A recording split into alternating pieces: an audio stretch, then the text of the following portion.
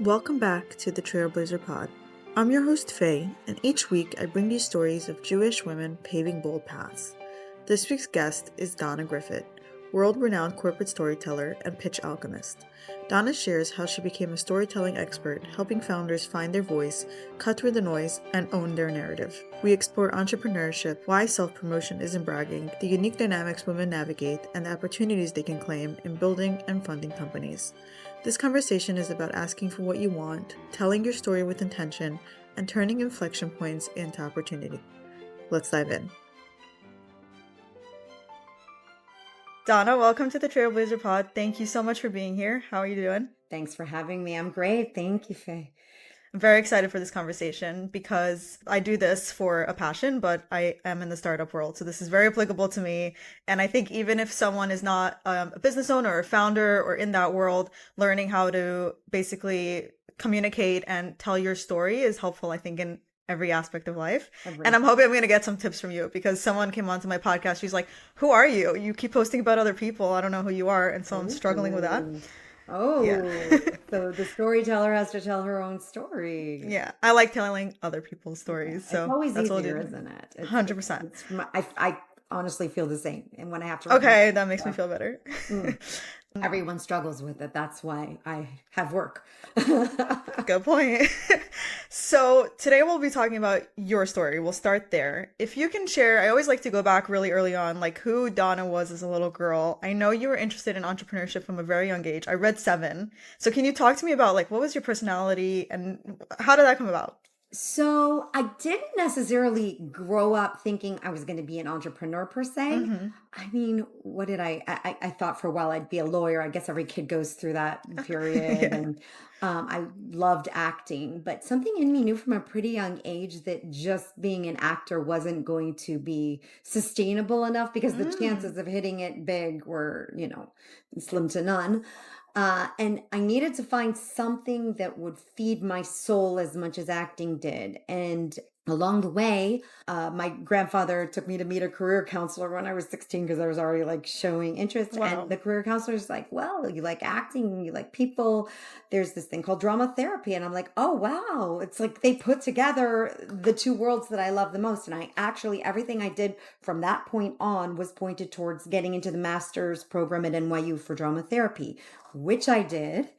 Wait, what is And drama therapy? it's exactly what it is. It's working with Really? people with mental illnesses and trauma and kids Wow. through the modality of drama. And then I moved to New York right after I finished my undergrad. I got my degree there. And then I discovered as I was going along that the salary for a drama therapist was basically that of a starving artist. Like I didn't give up acting so I could be waiting tables at the age of 30 to Hmm. supplement my main career. I'm like, Right. there's got to be something else. And when you put it out there, the universe has this way of sending you these messages. And Hmm. so I just I happened to see I was getting my master's at NYU and getting like a postmaster's in training in group dynamics. And then one of my professors there happened to say that she had a friend that traveled the globe and spoke in front of groups and did motivational speaking and did workshops. And I'm like, sign me up. How do I do that? And again, I started looking at, there was another program at NYU for training and organizational development, which I signed up for right away, sent my resume to the first place I saw on Craigslist that was looking for corporate trainers, Oh my and gosh. got the job to Wow. train people on presentation skills and business writing skills all across the globe. So I was traveling. It was great. It was so much fun. I got to see the world Wow. and experience it through people's struggles with communication.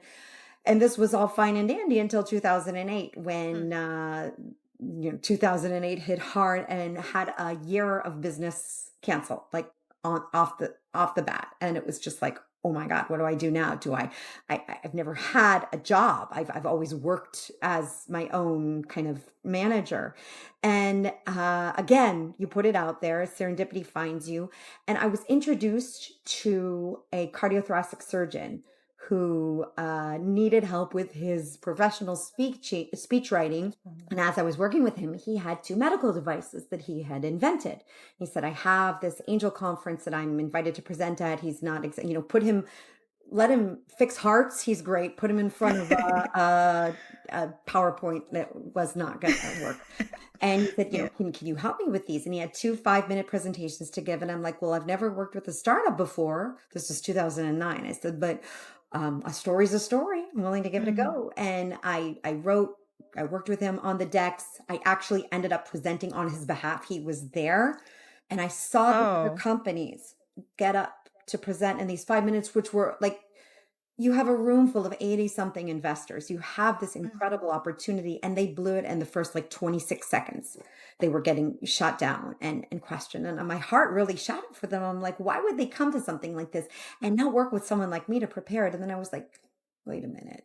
And I started doing some research, and nobody really owned the startup space. They weren't even calling it storytelling back then. That's when I started referring it to storytelling. At first, it was like communications, but this became a real niche. Today, it's everywhere. Mhm.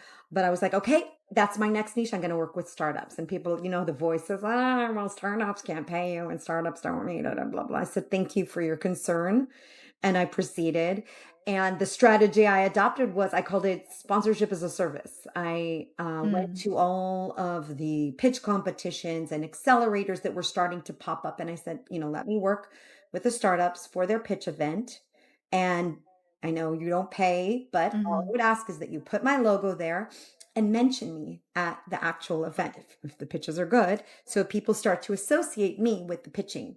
And at first, people were like, well, we only do sponsorship for money. And then I'd get called Mhm. like 2 days before an event, like, hi, the pitches are really bad. Could you come in and work with the teams? And I'm like, oh, sure, no problem. And then it started to roll, and I started Mm. to get people seeing Wow. this, reaching out, and then referrals. And here we are, nearly 20 years after, and I have written a book, and I've become Yeah. the leading authority on storytelling for startups specifically.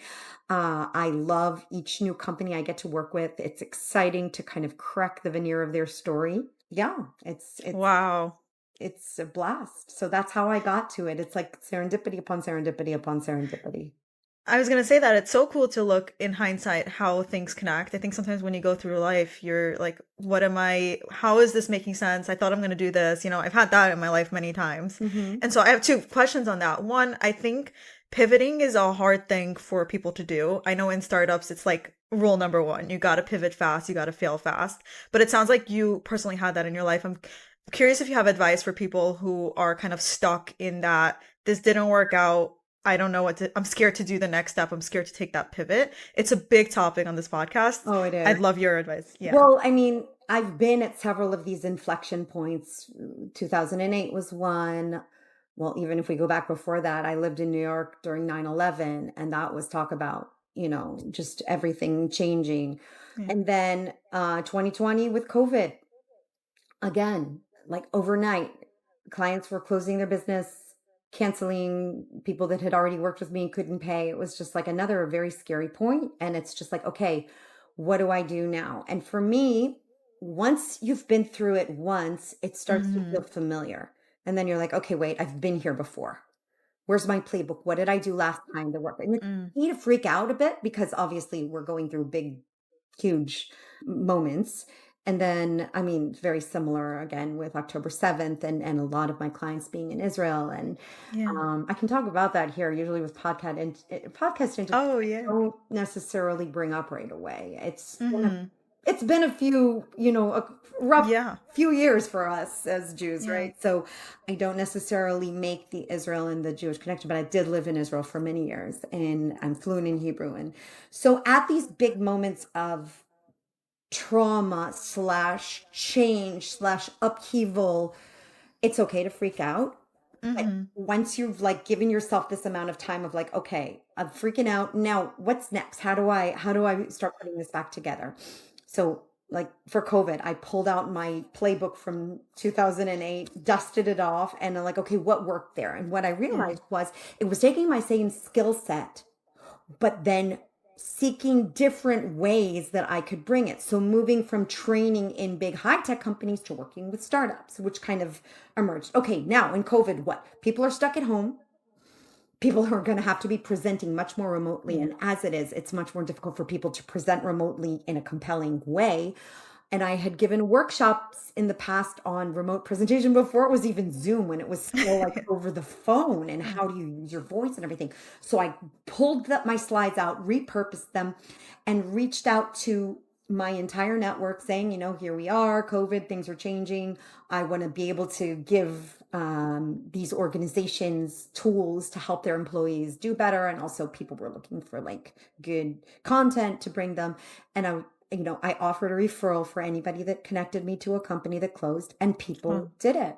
Obviously friends are like, no, I'm not going to take a referral for you, but I would always get them a gift card. I think it's very, very important Oh. to acknowledge when someone puts themselves out there for you. So that kind of gave this whole resurgence of webinars and being able to give online presence. And since I already knew how to do it, I had an edge over people that were just learning to communicate online.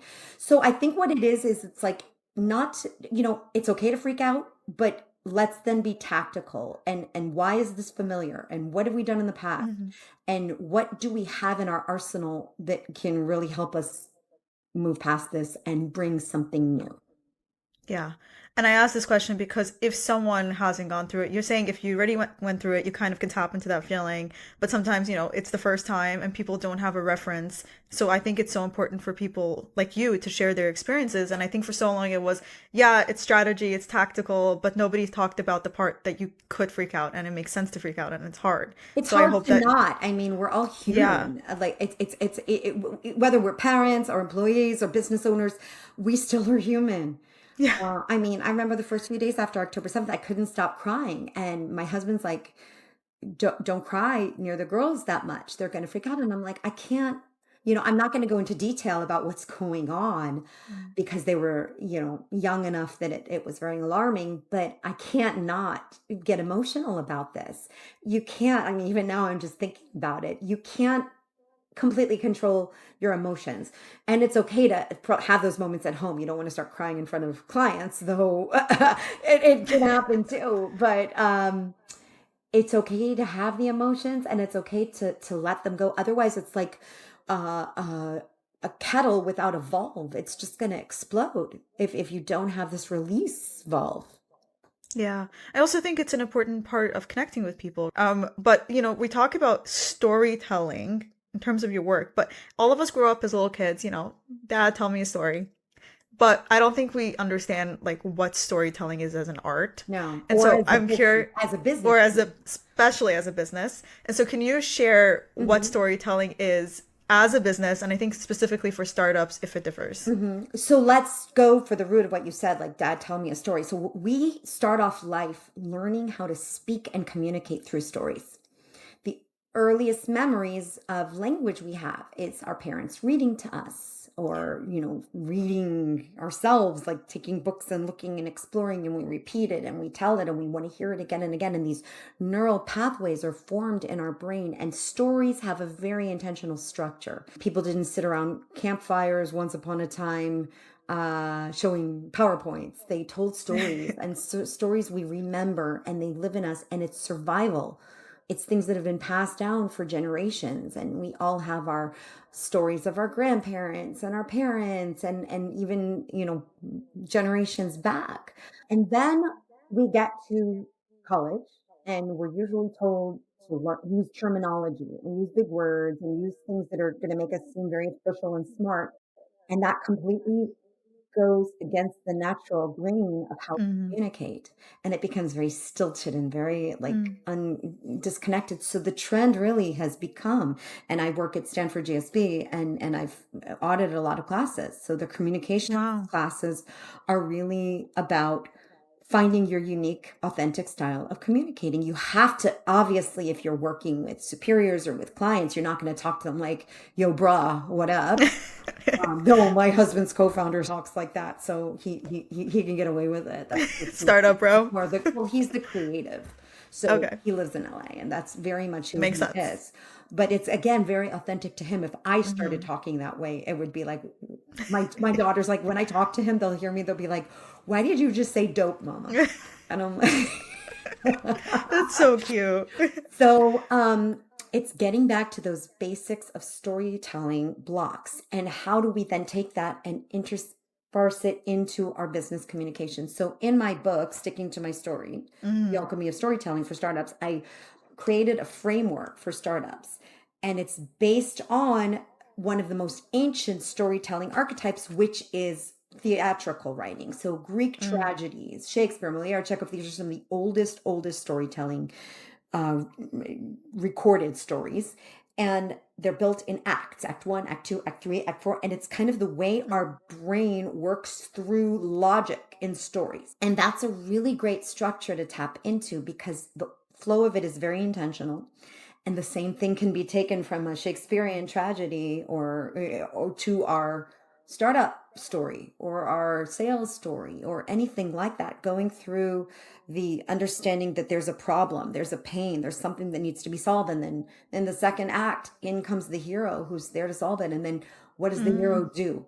What is the business plan? What is the plan Right. of action? And then what happens next? What's the vision for the Wow. future? So this is a very easy flow to adopt, and people can do it on their own, or they come and work with me if they get stuck on the Yeah. nuances and everything.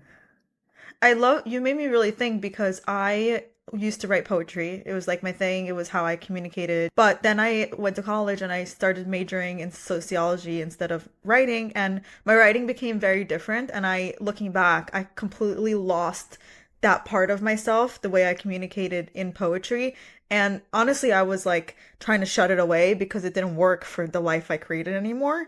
And it's Mm, only now, like 10 years later, that I'm starting to write again. I'm starting to be more creative. It took me a long time to get it back. So I mm, totally understand what you're saying. Yeah, that's a. wow. Well, it's funny that you shut it away because it didn't match your life, and yet, I was gonna join law enforcement. I thought I had to be this like very, creativity to make sense for the career I wanted. And I'm a very like all or nothing type of person. And so I just really put it in a box. Like I stopped painting, I stopped doing all the creative stuff. And wow. it's, yeah. Wow, that's intense. I mean, I think that any kind of creative outlet is so important to whatever that we do because it truly makes us better. I think balancing the right brain and the left brain. I can't say the same for like I wouldn't go do math problems. I still have nightmares sometimes that I missed a whole semester of classes and now I have to study on my own. And like I was helping my daughter. She gave like a Shark Tank style pitch Mm. on Monday, pitching as if she was in the Gupta Empire, pitching Oh chess, my which was gosh. then called Chaturanga. So she knows, like, first of all, we watch Shark Tank with our girls, That's and so second of all, sweet. she knows that she's gotten me at home to do Yeah. it. So we created this pitch, and she was practicing and practicing and practicing, and she thanked me so much. She won, and she won a box of Oh donuts. my But she gosh. proceeded to give four of them away and bring home two for her and her sister, which was lovely. And she said, Mama, thank you so much for helping me with these things. I really appreciate it. And to me, it's like, Wow. she thanked me for it. And I'm like, well, I'm just glad that you have your dad that can help you with math and I don't have to do that because that would not be very pretty. So She's lucky she has both. she That's really so is. cool. And Yeah. we see in our kids this genetic upgrade because we're Mhm. mixing it with another gene pool. And it's like Oh, the best of me and the best of him in these so cool. two creatures. And it's like, holy crap. Wow, what an upgrade. That's And amazing. Yeah. But I totally understand what you're saying about we're taught not to do what, the dad told me a story, the natural way of speaking. Can you share what are some of the most common mistakes that people, let's take in startups or companies that they do when they want to share their company stories or in their pitch deck? the Like you see some mistakes very they common make. mistakes. Going straight into the technology, babbling Mm, on about it. It's kind of like if to go back to parenthood for a sec, it's like when I had my first, people would be like, "Oh, can I see a picture of the baby?" And then you go in and you start showing picture after picture after picture after picture. And after a while, I realized that people's eyes had glazed over after mm, probably like the fourth picture, and you can show just two, three really good ones, and right. the same Good point. Nobody needs to see a million pictures of your baby. So with startups, we tend to do the same thing. We have so much to say and so little time that we're like, we better talk about it as much as possible. Talk about me, talk about my product, talk about how great it is. But what we're missing then is the emotional connection that the Mm, other side will feel, their need, empathizing with them. And that's why the first act of a play is about the pain, is about mm. the problem that emerged. They don't start off with like, oh, all hail hero Batman. It's Gotham is Yeah. problems. It's out of control and we need a hero. And boom, then here comes the hero, which is the solution, the tech solution. So starting off too much into the weeds, too much about you and less about them, speaking in language that's not clear to everyone. And it's hard because when something is so clear to you, a technology is so clear to you, it's kind of hard to like fathom that someone else Mm, doesn't get it. yeah. But you have to, and that just everything I just said leads back to the one point. It's all about your listener. It's not Mm, about you, it's not about your product, it's about whoever's listening to you, what their needs are, whether it's a customer, a potential investor. It's about understanding and writing from their perspective. That is one of the most important things I have ever learned about success in business is communicating through the other person's eyes. mm. Um, It's kind of like love languages. It's not about how you want to accept love, it's how the other person sees it, right? Mine could be giving, but Absolutely. if you don't appreciate giving, then Absolutely, interesting. absolutely. And being able to ask for what it is that you need. So, someone's idea of a great time out might be your nightmare. Right. 100%.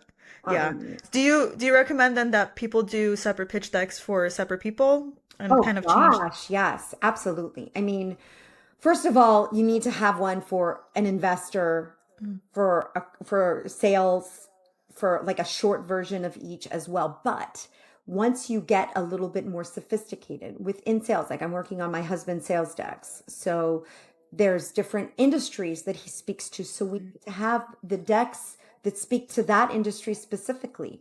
And so it's taking it and versioning it a bit to really speak to their needs and their wants. oh, And that's going to be much more impactful than just sending a bunch of generic gobbledygook. mm. So even with your elevator pitch, you want to know who you're talking to and have a bunch of different ways of explaining yourself and your business in your back pocket. But once you know, oh, this is a potential investor, oh, this is a potential partner, oh, this is a potential client, or oh, this is just a random person who's asking me about my company, who knows where that conversation could Mm, go. And you never know if the next person you meet could change your right. life or not, because you never Right. know, who they could connect you to. And you want to be able to be ready to pitch at your absolute best. Yeah. You're very funny, side note. Like, I Oh, don't know thank if anyone's you. Thank yeah, you. Well, I mean, I make have to be entertaining definitely. in the workshops and in the Yeah. work. And I think it's just kind of gotten sharpened over the years. Yeah. So thank You're you. making me laugh a lot. I'm like, stop, get serious. But yeah, very funny. Why Um, not? Laughter is the yeah. best. I mean, The honestly, and I think that this is also something very Jewish that we have learned to laugh through the darkest of times, and mm, I think that that's totally what yeah. sustains us, our dark sense of humor, Oh yeah. and the way that we can just really Yeah. talk about irreverent things. And I see so much politically correct in the world now that has completely dumbed down all of the humor and comedy. And it Yeah. makes me really sad because I'm thinking like Seinfeld, which is one of my all-time favorite shows, would never watch today. And what a shame because it's so freaking Yes. funny and they could laugh at themselves and their stereotypes. And of course they were crazy out there off the chart, but nobody escaped. Yes. If you're Jewish, you got laughed at. If you're black, you got laughed at. If you're Christian, you Yeah. got laughed at. If you're Greek Orthodox, you got laughed at. If Yeah. you're an executive at a television studio, you got laughed at. If you're a dentist, you got like nobody escaped. And when we can all laugh at ourselves and everyone, the world is a much more Yeah. pleasant place, I think. Definitely. It's a lot less copy paste like you're seeing now on LinkedIn. Everything's Oh copy my paste, God. Yeah. Everything. Yeah. Everything is So possible. let's get back into the serious topic. This is- So only about like two or 3%, the numbers change a little bit of VC funding or VC capital goes to Yeah. women-led startups. Mhm. So first of all, I'm curious, like your take on this, your thoughts on this. Can you just share a little bit the emotional side of it? How do you think about this? Um, it's tough. It's true. Hmm. It sucks. Um, it does. I mean, I'm not going to pretend that it's pleasant. It's not. Yeah. It's a hard thing to be, but it's hard to raise startup funding, period. Mhm. For men as well. It's not that it's an easy, I'm going to Right. go out and they're passing out checks on the corner like hotcakes. It's not. And I think that sometimes we get into this blame game of, oh, it's I'm not raising funding because I'm a woman, because I know some exceptional Mm-hmm. women that have raised funding against all odds, 9 months pregnant, whatever it is. Mm-hmm. And so I'm not discounting that it's hard, but it's not everything. Okay. So let's just for a moment, have a little, shall we borrow a come to Jesus moment. And like, this is like, we got to Yes. be real with ourselves. But as women, there's a double standard. We have to know our numbers better. We have to be much more solid on our technology. We have to have like everything there, keep our cool, understand that, we're going to be scrutinized a lot more, and you have to come even more prepared. I hope by the time my girls are in the workforce or doing whatever they're doing, they're going to be doing incredible things that probably haven't even been invented yet. Oh, That it's a non-issue, that it's a right. non-starter. And I have a feeling that AI and technology are going to be a big equalizer, because it's only going to be the best of the best that end up Right. doing what they do. Everything else is kind of going to be taken Right. over. Yeah. So my hope is that at some point there will be AI evaluating startups blindly. And yes, we need to go Mm. back to blind for ethnicity, blind for gender, just on terms of merit. Mm. And meritocracy is what has completely demolished so much of our credibility and so much of our companies. It's, of course, we want to open it up, but open it up and choose the best of the best, whether they're men, women, whether it's, black, white, Jewish, Christian, Muslim, whatever it is. You want to get the best people. You want to get the Yeah. people, put in the time, put in the work, that are going to be best suited to lead a company, to fill a position. So, I mean, this is just my little Yeah. soapbox rant. So, but what I still don't get, like, conceptually why. Obviously, one answer is there are fewer women-led startups Mm-hmm. out there. Okay, there just are. Right. I'm reviewing submissions for a very for an accelerator program now that I'm part of, that just giving the first view. Out of, I'd say, 50 that I've reviewed, there's maybe two that have women on their Wow. thing. And I mean, it's okay. Not everybody is cut out for the entrepreneurial life, but there's a misnomer here. Mm-hmm. Only 2% of funding goes to women, but what percentage of startups have women on their founding Right. team is my question. And as a woman and as a feminist of sorts, I'm not, I think feminism has kind of lost its way at some point. Um, but I'm very much for women's rights and equality. But it's like, if you don't have that many women-led companies and then excellent women-led companies, of course there's going to be less capital dispersed. They're not going to write Yeah. checks to companies that aren't viable just because they're women, or just because fill in the blank. Right. Yeah. It's such a chicken or the egg question. Is it like, are there less funding for women because, Absolutely. of the women, or is it because there's just no women? Are women not in There startups because are they women, don't there's see enough women? out there, but it's definitely, if you look Not at the right. ratio, not as many. Right. And it's Yeah. hard. It's hard to lead a company and be a mother. We cannot deny that. I'm sorry. I'm a mom. And Don't I apologize. I didn't know, but I'm sorry. Like, I'm Yeah. sorry to people that think for a People. second that we can ignore that. Yeah. Uh-uh.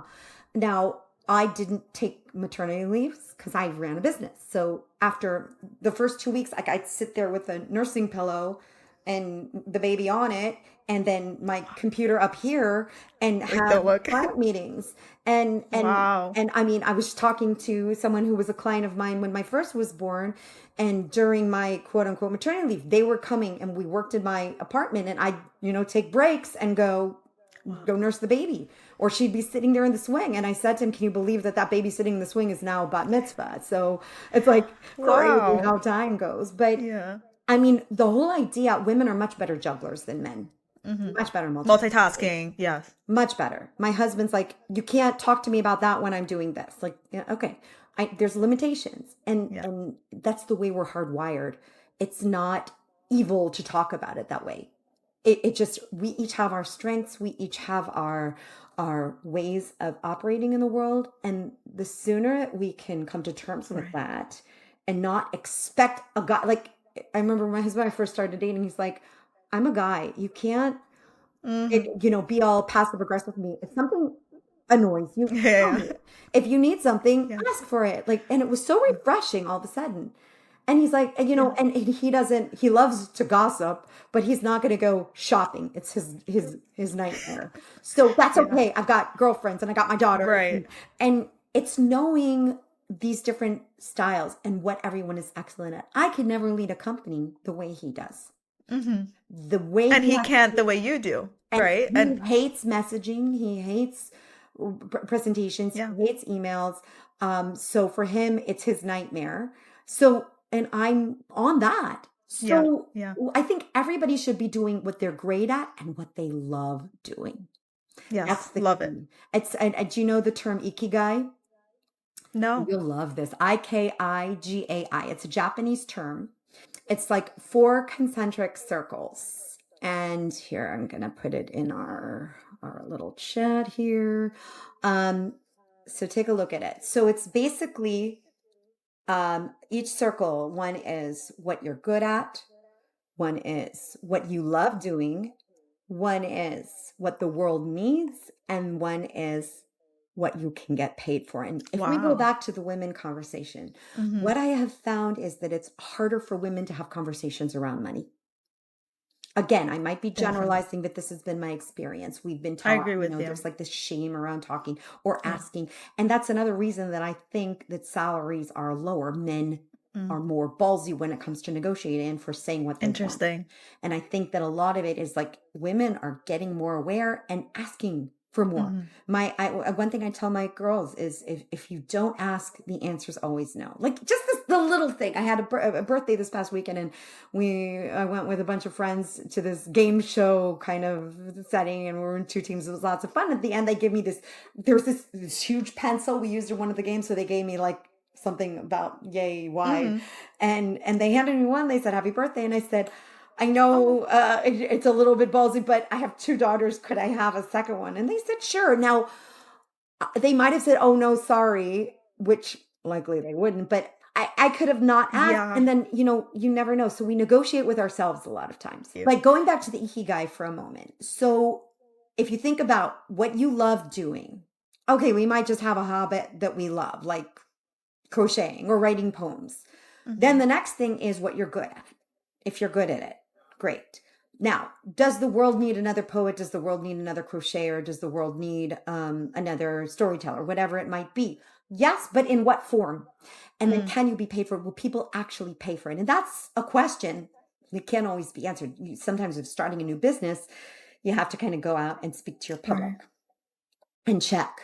Does the world need another Etsy store? Mm. Does the world need another consultant? Does the world need another? And it's finding your niche that they might specifically, yes, need. Right. So don't let those voices, like the same voices that came to me and are like, oh, startups, I'm going to work with you, be what decides for you. You decide, Mm. you examine, and it's okay to readjust the sales and repurpose it and find a different way to format it. But if you don't love what you're doing, you're never going to do good work. Yeah. I love it. I like how you brought, what is it called? What's the word again? E Icky guy. you were talking about differences and similarities, and I'm curious, have you noticed differences in the way women share their story in a professional setting versus men? So, in general, people struggle to tell good stories about themselves. Mm-hmm. It's usually so at Stanford, let's go to Stanford GSB, some of the brightest kids from around the world, they've already, been in the career world for 4-ish years. Very few come straight out of college. Mm-hmm. And so there's like an average of 26, 27-year-olds. And now they're here taking this 2 years to just kind of figure out where they really want to see their career go. And so I'm a communications coach. They can sign up for half-hour sessions with me to work on any communication issue out there. Wow. You think the number one thing, especially at the beginning of the semester, they come to me to work on is? Is it personal and not career? It touches both. It's more about the two big things are, how do I create meaningful small Hmm. talk? I'm meeting all these new people. Right. And after we go through the, hey, how are you? How's the weather? We're kind of Right. stuck looking at each other awkwardly. And the other one is, how do I present myself when somebody says, so tell me about yourself? And it could be Right. personal, it can be professional. And they're having all these what they call coffee chats. It could be with alumni, it could be Right. with a classmate, it can be at a networking event. And it's so crucial how you present yourself.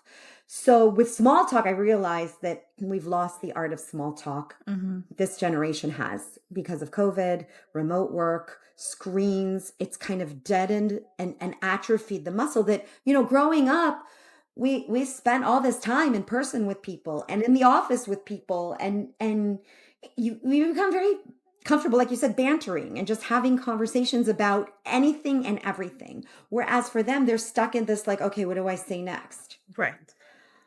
So we work on that, and we work on creating meaningful, and how do you get to a deeper level, and how do you ask questions, how do you listen for hooks that they're throwing you, and you can respond to that. But the other piece of the, so tell me about yourself, that's the biggest trick question in the world. It's such a hard question. It is, because it could mean anything. So what do people naturally answer? They answer, oh, well, I grew up here and I went to school Hmm. there and I worked there and then I went there and now I'm here. Like the facts. Yeah, like your Yeah. resume. Yeah. And that's boring. That doesn't Hmm. stand out. But what I always work with the students on is, find, first of all, ask yourself, what's the goal of this meeting? What do you want out of it? Is it a potential connection? Is it to create a friendship? Is it to be hired? Is it to get an internship? Hmm. Is it to have them recommend you? It's going to be different. Like you said, different messages for different audiences. And then, okay, let's say you want to be considered for a summer internship and you know something about this company. I will ask them, what's a story from one of your last jobs or from your childhood or for something that shows that you are uniquely equipped Mm. to be this job and you will be amazing at it? Start off with that story. So I was thinking as I was prepping for this interview about this time at my last job when and then Mm. I pulled this crazy thing off. Nobody thought it could be done. And then I did, like, and they're telling the story and like the results, and then tie it back to that company and say, so Mm. what I see your company is struggling with is da da da da da and da da da da da. And what I bring to the table would be absolutely perfect for that. I think it's a great synergy, and I'd love to hear more about the job. Yeah. So you're already giving them this gift of a story that they'll remember and be able to tell, because people remember stories, they do not remember facts and figures. And also 100%. tying it into their needs. Remember we were talking before? What are their needs? Not just what that you want the job, why they want you for the job. There's a Hmm. big difference. I like how you said giving them the gift because that reframes it and is ties into my next question of sometimes I think for especially women, just for the focus now, we feel like if we tell you what we did and all our accolades, we are bragging. And Oh this gosh, is yes, we're tooting yes. our own horn. Yes, and I think this is something that even I personally struggle with, but I think we struggle with it a lot. So I want to ask you for your advice on that. Like, how do we reframe that in our heads that, you have to do that in business. You can't just sit back and be like, oh, I'm humble and I didn't, you're not going to get anywhere. But I think it's a very hard thing to do. Absolutely. Absolutely. And this whole like, oh, well, it's not polite. Going back to women not getting funding or not getting the salary they deserve. That's a big part of it. That's a big part of it because we've been conditioned to think it's not polite to toot your own horn. I give a workshop called X Factor, where we find our unique gifts, our unique talents and skills and proof points, and turn it into this little statement, which is exactly what you can answer a job interview or networking with, Mm. the question of like, so tell me about yourself. And one of the things I talk about is like, we have this concept of like, oh, it's not polite to toot your own horn. It's not polite to talk about yourself. But if you don't, nobody else is going to do it for you. Right. You might have a super supportive boss, manager, a champion at work, but they could be gone tomorrow. And then what? You need to make sure you're visible, and it's not bragging if it's real and Right. it's what you've done. You can also, defer and say, I couldn't have done it without my team, which also shows teamwork. But, here's the results. Wanted to let you know we worked really hard on this. This is what they had to say about it. Always bring in accolades. Those are worth their weight in gold. I have over 450 recommendations on LinkedIn, and they did not get there by magic. They got there because I asked for it. If Yeah. somebody's happy with the job I did, I'm like, great. Would you mind putting Right. that on LinkedIn and sending even what they said, transcribing it for them? Make it easy. People are busy. They don't, you're not the first on their agenda, believe it or not. But these things close deals for me before I even get on there. I mean, before I even get on a call, people have looked at my LinkedIn and been like, oh, wow, I know that person, or oh, wow, this is like, it speaks for itself. And I'm very proud Yeah. of it. And I definitely earned it. And it's just about not being like, a lot of times also women will deflect and be like, oh no, we get a compliment like, no, it was nothing. And it's not nothing. It's Right. really not nothing. There's so much there, and there's so much richness. And also, not only that, the minute someone gives you a compliment and you kind of throw it back at them, again, it's like they tried to hand you a gift, you took it and threw it back at them. I don't want your gift. And if somebody said something to you, gave you a compliment, they Yeah. usually probably mean it. Yeah. So take it and say, thank you. And really take it in for a moment, be like, wow, if they saw that in me, maybe that's really there. I ask almost everyone on the podcast this question because everyone agrees that we shouldn't feel ashamed, talking about our accomplishments, but everyone has a different piece of advice. So thank you for sharing that. I want to end off by asking you, it's the one question that stood out to me that because I'm a woman in the startup world, you have a whole list of, by the way, anyone listening, on your website of these incredible questions that investors may ask you. You have like, I don't know, hundreds there. And I copy pasted all of them just so you know. Ah, um, see, that's a and hidden Easter egg on my site because it's in my book and I put it there for audiobook listeners so that they can actually have it. So not everybody it's knows it's amazing. there. So you have to do a little bit of searching to find it. So yeah, there's over 100 investor questions. It's And amazing. it's so important to know how to answer these. Yeah, and they're tough ones. One of the questions really stood out to me because you were saying, as a woman, you might get asked by an investor, "Do you plan to have a family?" Uh-huh. And you write in parentheses something like, it could almost be illegal, but it's just the fact that they asked us. And so, how do you suggest we go about this question? Because I think it's a That's a real loaded tough one. question. I don't, I mean, people get asked it. I know women that get asked it. First of all, I mean, what I would want to say would be like, did you ask the last guy that was in here that question too? If you could do it with a little bit of charm and not get angry, I Right. think that that could be a good answer. And say, now putting that aside, yeah, I do hope to start a family. I hope you have a family. I hope everybody does because kids are amazing. Or I have kids and they're incredible. Being a mother makes me a much better multitasker because I've learned to do things with one hand and I've learned to have conversations while I'm doing dishes or laundry or whatever. And we all have a lot going on in our lives. But the more we learn to do, the higher we are as performers. So I think women have a true edge when it Yeah, comes to that. I mean, I you love can it. also say that's personal and that's mine. I don't think you're supposed to be asking that. But if you do want to give an answer, I mean, Right. that's real. That's true. Yeah. And I mean, thinking like, will I take time off? Probably. Will I give you my all when I'm back? Definitely. I knew I should ask you this question. So I want to end off by asking you if you can give like if someone is struggling with any of this, the storytelling, the pitching, can you give us like one piece of actionable advice, one small piece that we can start today that can help us? Um, Read my book because I really did. I mean, I did create it. I wanted, like, I can't speak to everyone.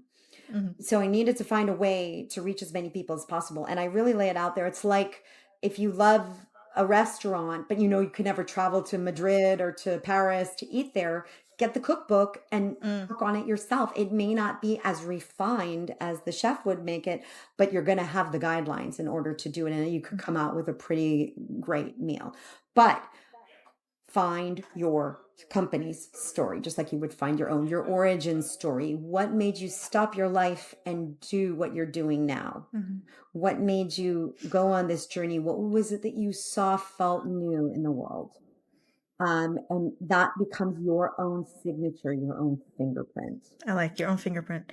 Donna, thank you so much, first of all, for the laughs. You. A little bit of the tears when we're talking about all the stuff that we've been through, Yeah. and obviously for your guidance with all this, because I think again it applies to I think everyone. You can adapt what you're talking about with startups and use it in your life. I think you can use it in relationships. I think storytelling, like you're saying, is like the foundation and the essence. So I really appreciate your time. My pleasure. Thank you so much. Thank you.